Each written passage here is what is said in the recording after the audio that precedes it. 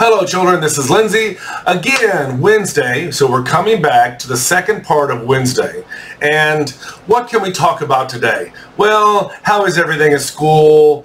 Wait, you're not at school. How is everything at home? Have you done anything fun? No, I stayed home all day. That's good. You want to stay home all day. You want to be safe. But I will tell you that the news recently had some good things to say. Not so many people in Taiwan are catching COVID, so it's getting better and better and better. Some people are getting the shots, and so hopefully next semester when school starts, we can all see each other again and everything will be fun and we can play on the playground, right? All right, so when school starts next semester, I want you to tell me about all the things you did this time. Did you help your mom clean the house? Did you watch some really good movies? Where did you go? I know you probably stayed home, but some of you might have gone to your grandmother's house, or you might have gone to the beach. You need to be safe. But, you know, sometimes it's okay. Just listen to your parents, right? All right, let's start it. Take out your writing book. I know we're writing a lot of pages. And if you don't have enough paper, borrow some from your friend. Oh, sorry, get some from your mom or dad. Or take it from your brother. But ask him first, or he's going to, shoot Lindsay. All right, we're all ready. We're looking at our vocabulary list for style. So we're down all the way to the M's. We're going pretty fast. So the M's on your vocabulary. So number one in your writing book, please write this sentence. If I go too fast, please push stop. All right, the first word is machine. Machine is a very important word. Machine can have an S. They are countable. So let's write this sentence. Ready? I put dirty clothes in the washing machine. Clothes, C-L-O-T-H-E-S. Say the word clothes. So I put, past tense, P-U-T. I put dirty clothes in the washing machine. Washing machine, two words. W-A-S-H-I-N-G. In the washing machine. Good. All right, next sentence, manager. Now, if you go to a store, every store will have a manager. 7-Eleven has a manager, Pizza Hut has a manager. So everybody who works in the store listens to the manager. The manager will tell them, don't do this, go to work on Tuesday, you don't work today. The manager will tell you everything, all right? Tell everybody what to do. But sometimes there's a problem. Maybe they made your hot dog wrong, or they gave you the wrong size shirt, and you're not happy with something. So we're going to write this sentence. Got it? Ready? May I talk to your manager, please? May I talk to your manager, please? Now, why did I say that sentence? If you go to McDonald's and you order a hamburger and the hamburger is cold, and you tell the girl or the man at the counter, my hamburger is cold, and the girl or the man says, well, I'm sorry, bye-bye. You're a little angry. You want a hot hamburger. So you will politely say to the girl, you don't throw the hamburger, you don't start shouting, you don't break windows, you politely say, may I talk to the manager, please? Now, if you say, may I talk to the manager, please, the person working will quickly tell the manager to come and talk to you. And managers will say, oh, I'm so sorry. We will quickly make you a new hamburger. Or, oh, I'm so sorry. We will fix the problem. So you politely say, may I talk to the manager, please? Now you could also say, may I speak to the manager, please? We've talked about speak and talk are different words, of course, but sometimes you can use them the same way, okay? But you can't say, I talk English. You have to say, I speak English. And if I say I talk loudly, well, you could also say I speak loudly. So sometimes you can use them the same way, and sometimes you can't. English is so difficult. But in this sentence, you can. May I speak to the manager, please? May I talk to the manager, please? Okay, good. Okay, next sentence, mark. Okay. What does mark mean? Well, mark is a hard word because it can be a noun and it can be a verb. For example, if your teacher corrects your books, she can also say she marks the books. Mark the book, the verb means to correct it, to draw that check in your book, right or wrong, okay? So the sentence I want you to write for this one, the verb is, my teacher marked our homework. We're going to do the past tense, M-A-R-K-E-D. Our teacher marked our homework. That means she corrected, she checked your homework. Our teacher marked our homework.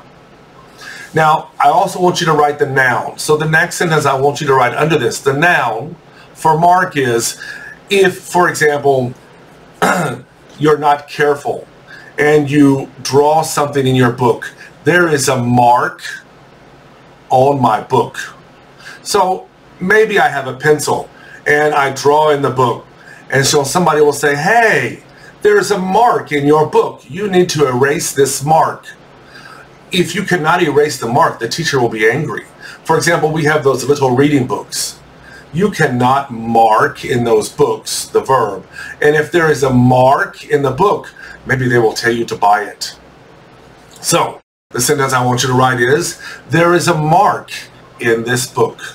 There is a mark in this book. Now, of course, you know Mark can also be a boy's name, Mark, right?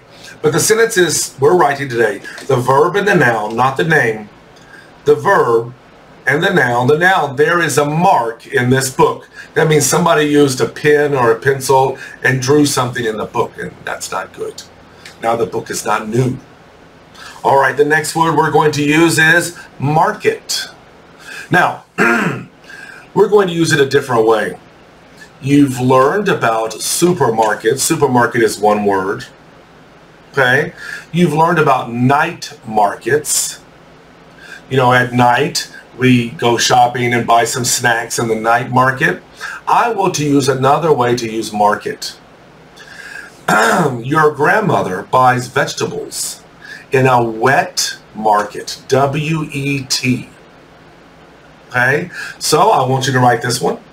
My grandmother bought, B-O-U-G-H-T, past tense, my grandmother bought vegetables in the wet market.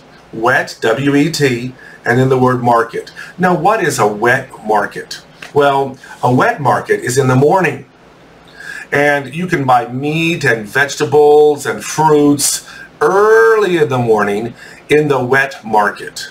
Now we have night markets and we have wet markets. They're very different.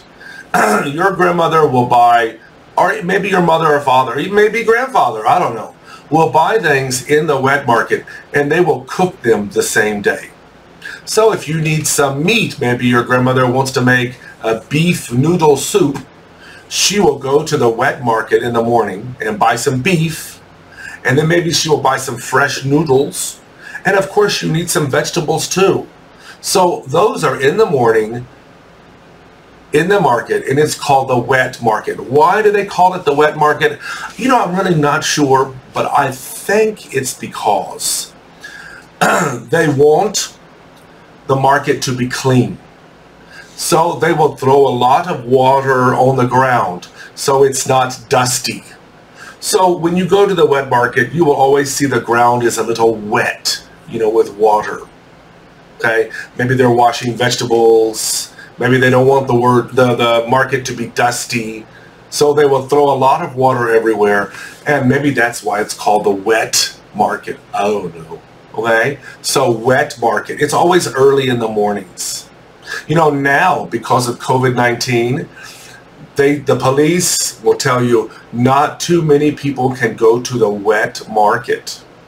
If the wet market is crowded, it's dangerous. But you know, people need to buy food for dinner and for breakfast and lunch. So a lot of people will go to the wet markets in the morning, but that's not good. Sometimes they will tell you, I know in Taipei City they tell you, you can go on Monday, but you cannot go on Tuesday. Or some people can go on Tuesday, but they cannot go on Wednesday. So they will, you know the news, right? So they're talking about wet markets. Wet markets. Okay, let's look at the next word. Matter. Okay. You've learned the word, well, not the word, but the sentence, it doesn't matter, right? Matter means situation. So I want you to write this sentence, all right? This is a very important matter. This is a very important matter. Now, what does that mean? That means that we're talking about something that's important. And when you're talking about something that's important, then it's an important matter. Something that you talk about that's important to you. Maybe your dog died. You know, we talked about his dog died. And somebody's crying. And then somebody's laughing. You're like, hey, don't laugh. This is a very important matter. He will feel sad. So something happens that is a matter. That's why we say, what's the matter? That means, what is happening? What is it? So please write the sentence. This is a very important matter. If somebody cheats on the test, oh, this is a very important matter. The teacher will be very angry about this. All right, the next sentence I want you to write is menu. All right, one of my favorite word, menus. Okay, when you go to a restaurant, they give you a menu, and you can order food from the menu. When you go to a fast food restaurant, the menu is on the wall, right? Behind the people working there, and you can see it. So I want you to write this sentence. She pointed to the menu. She pointed to the menu and said, I am ready to order. So this is how we're going to write it. She pointed, past tense, ed. P-O-I-N-T-E-D.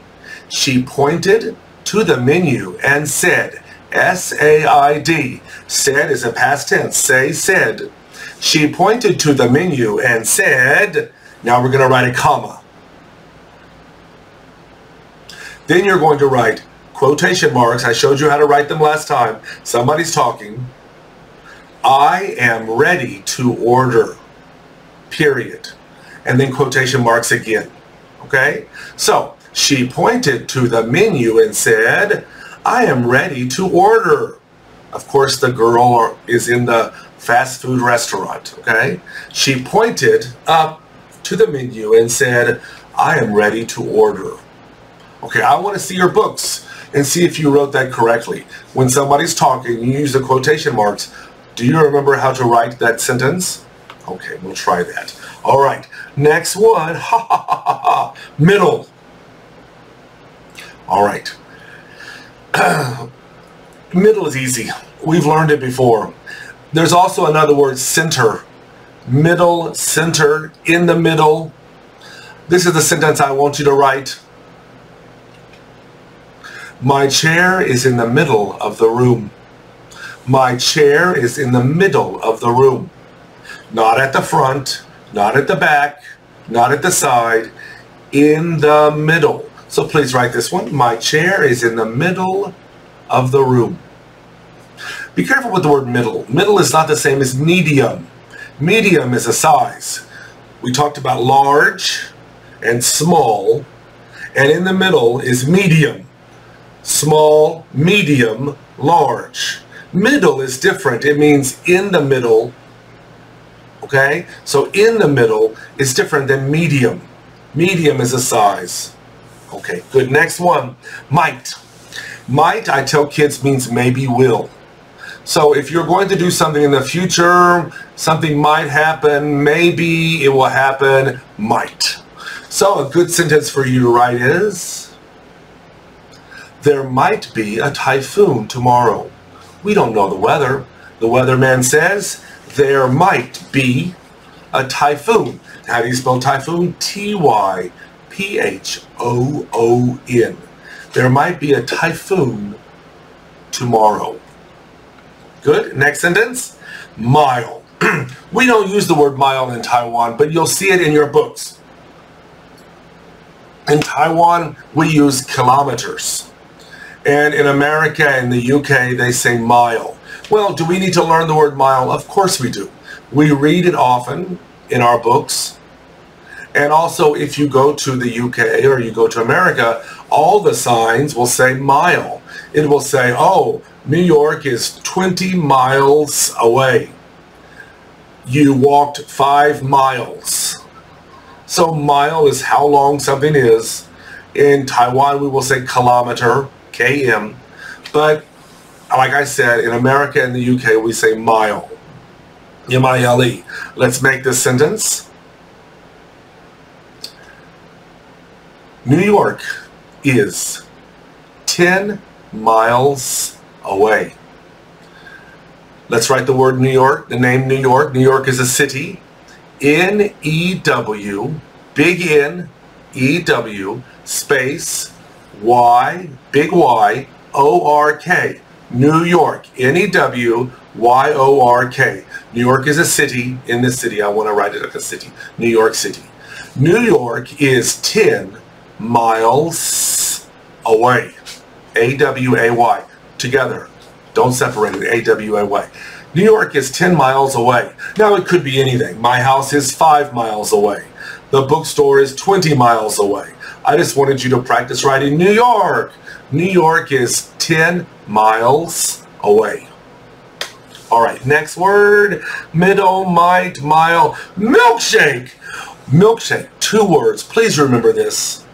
Sometimes I think milkshake should be 1 word. Maybe someday they will change the dictionary and put milkshake together. But now it's 2 words, milk and shake. Okay? So milkshake. Next one, you ready? I spilled my vanilla milkshake. So let's write the word I. Spilled, past tense, S-P-I-L-L-E-D. Spilled. My vanilla, V-A-N-I-L-L-A. V-A-N-I-L-L-A. I spilled my vanilla milkshake. Milkshake, 2 words. Vanilla milkshake. Sometimes you guys want to say milk flavor, but we say vanilla flavor. So in that sentence, I spilled. This is a sad sentence. Oh my God, so sad. I spilled my vanilla milkshake. I want to practice using the word vanilla. We've learned it for a long time. I even told you a joke, vanilla and gorilla. Vanilla and gorilla. But you know, they're not the same. Nobody wants gorilla ice cream. Okay, maybe Charlie, okay. But vanilla ice cream, it will be that milk flavor, right? It's white, yellow, okay? So I spilled, S-P-I-L-L-E-D, my vanilla milkshake. Very sad. Next sentence, milkshake modern. Okay, let's say this word carefully. Modern. Modern. So please write this sentence. A modern home has a toilet. A modern home has a toilet. T-O-I-L-E-T. Now, why did I write this? Well, modern homes, H-O-M-E, a modern home has a toilet. Why do I say that? Because a long time ago, all houses had walls, floors, ceilings, but many houses a long time ago didn't have toilets. And if you wanted to go to the bathroom, you had to go outside and use the bathroom outside somewhere. But today, every modern home has a toilet. Got it? I don't care where you go, every modern home will have a toilet. You know it's a modern home because it has a toilet. If it doesn't have a toilet, it's really not a modern home. Okay? So write that sentence. Modern milkshake. More. Always a good word. More is a little bit like extra. We've learned the word extra. You know the word more. So let's write the sentence. Can I have more rice, please? Can I have more rice, please? Now, why did I say this? If you're at dinner and you eat a bowl of rice, you could say, may I have another bowl of rice? Or you could say, may I have more rice, please? More. Okay? May I have more rice, comma, please? May I have more rice, please? And of course, you can get some more rice. Good, good, good. All right, next one. Most. Okay, a little difficult. Many kids will confuse most with almost. Most means almost everybody. So it's hard to separate these two words. I'll give you a sentence. Got it? Most of the kids like desserts. That's the words. That's the sentence I want you to write. Most of the kids, K-I-D-S, most of the kids like desserts. D-E-S-S-E-R-T-S. Most of the kids like desserts. Now, what does that mean? Well, if there are 20 kids, 18 kids like desserts. Most of the kids like desserts. No, not everybody. Maybe one or two kids don't like sweets or sweet food. Okay? So we can say most of the kids like desserts. Got it? Okay, we'll do one more. Move. We're going to write two sentences with the word move. The first one is, please move your chair. Not difficult. Please move your chair. If you're trying to get out and you want to walk, go to the bathroom, you will tell someone very politely, please move your chair. I need to get out. Please move your chair. But the second sentence, under this one, it's a little different. It means to change houses. Okay? So I want you to write the sentence. We moved, M-O-V-E-D, past tense. We moved here last year. So you changed houses. We moved, M-O-V-E-D, here last, L-A-S-T, year, Y-E-A-R. So maybe there's a new student in your class, and you're like, yeah, hey, I'm so happy you're here. Where are you from? And the new kid says, well, we are from Kaohsiung. We moved here last year. So they moved here last year, and now they go to school with you. All right, we're going to stop there, kids. See you tomorrow. Bye-bye.